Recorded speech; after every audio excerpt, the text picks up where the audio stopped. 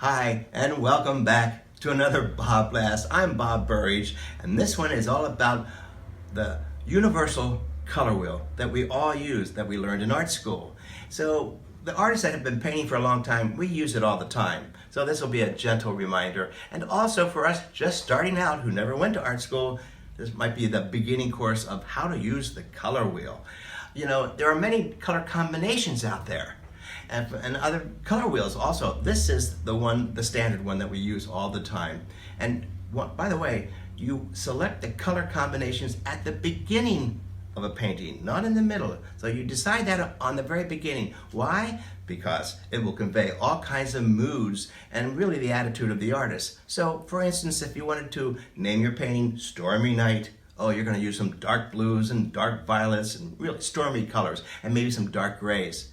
If you wanted to convey happiness and joyfulness, you're going to use bright, happy combinations like reds and yellows and oranges, that kind of a thing. If you wanted to name your painting Serenity, you're going to use some softer pales and maybe some washes and some soft grays. You know, and again, pinks, don't forget the pinks in there too. And remember, this is something you decide upon at the very beginning. You get the idea at the very beginning. So to save you time in the studio and to make it more successful and more efficient, you decide what combinations and what's the mood, what's the feeling you wanted to convey. Here are the first four. I can't wait to show them to you that you should all know about.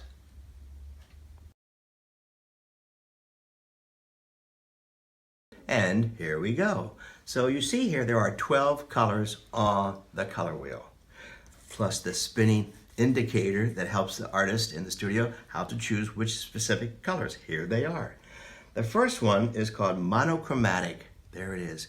And so in this case, I would take this violet color, put it on my palette, plus several kinds of violets, not just specifically that violet, and plus black and white. So that's the decision I just made. The next combination we have is, it's called analogous. So it's four colors all touching each other on the color wheel. And these are the only colors I would put on the palette, plus black and white. The next color combination is called complementary. Two colors opposite to each other on the color wheel. And in this case, it's orange and blue. So again, on the palette, I would put several types of blues and several types of oranges. Different values of it, right? And plus black and white. The next one is called triadic. So you can spin it around and you decide, you choose which one. Triadic. And it's you start one color and then you count four. It'll be three colors, right? Triadic. You start with one color, put that on your palette, count four. 1, 2, 3, 4. There you are. Yellow. Put yellow on the palette. Count four more. 1, 2, 3, 4. Blue. There you are. Triadic. And again, I'll put several blues on the color wheel. So it's one of my favorite color combinations because it's a lot more fun. There's more color to it. And it really is something I've decided upon at the very beginning. And then I put all the other colors away. This is what I use. If you abandon those color combinations in the middle of your painting, the painting has a tendency to start to fall apart and out of integrity. Alrighty, so let me show you one of these right now, how it works for me.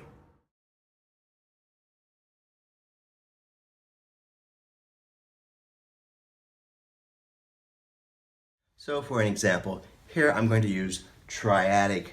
Red, yellow, blue, the primaries. All right. Here we have the red, the yellow, and the blue. Us old artists know how to use all this stuff, but this is a gentle reminder for us, okay? A little bit of water. So for instance, the whole painting will have those combinations, the whole combinations. Just to show you how this would work. Let's say my painting's going to be a dominant red. Watch how this works and how it just seems to come together. A little bit of yellow. Look at that yellow in here. Huh? Right? This looks like it might end up being a happy painting. All right? Excitement. Circus colors. A little bit of blue. Boy, if that's not the circus, I don't know what is. But see how that works? You can even have some in here. Even by mixing it. it still holds together. No matter how sloppy I can get sometimes, it still holds together. You know, this is the reason you want to know the color combinations at the very beginning. It sets the mood. Simple, simple little lesson. A great reminder for us old guards that know how to do this all the time. Stick with the color wheel. There are many color combinations and many, many color wheels out there. I have one. I like to use mine too. But this was the very beginning that got me started in art school. Hey, I'll see you the next time at the BobBlast. Hey, breaking news, and this just in. The Paris Riverboat Cruise on the Seine, April 13, 24. 2 more spots left. Loose impressionistic sketching and painting. 2 spots are open. You've been calling me and saying, geez, I wish I could do this. Now you can. Join me and a few others. And for details, go to my website or thedillmans.com. All the details are there. I know you want to do this. I'll see you there on the Seine.